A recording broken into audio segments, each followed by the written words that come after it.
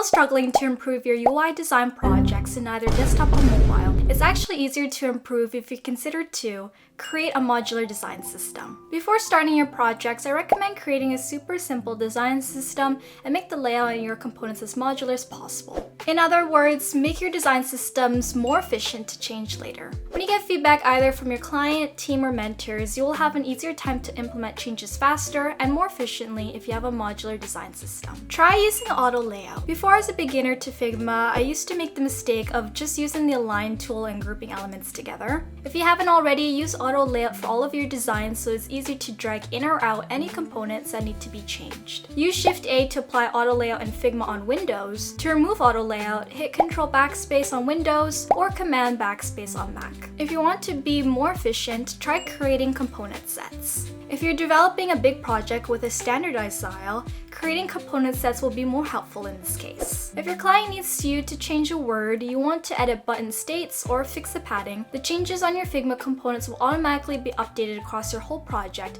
supporting efficiency and reduces time fixing smaller details. Try to use an appropriate grid. You can change the grid depending on your project, but I prefer using 12 columns for desktop and 4 columns for mobile. For modular layouts, 4 columns look great on the desktop as well. Also, gutters and margins may vary for the size of your website or mobile app, so play around with it and see what works for you. By using a grid, you can also reduce clutter and improve the white space around your visual elements. And last but not least, don't forget to simplify. These simplifying tips that I'll recommend may depend on your project, but for color, reduce your palette to at least 3 colors with a dominant, secondary, and accent color. Check for high color contrast and use the 60-30-10 rule throughout your project. For typography, stick to 2 to 3 font sizes, making sure headings and body text have clear hierarchy and legibility. And for other decorative elements, I recommend keeping it as a vector artwork for easier implementation, and if you're changing illustration styles on Adobe Illustrator. If you haven't already, don't forget to like, subscribe, and turn on notification bell to this channel. If you thought this content was helpful for your design projects, I highly recommend you start watching this video, which will be right here.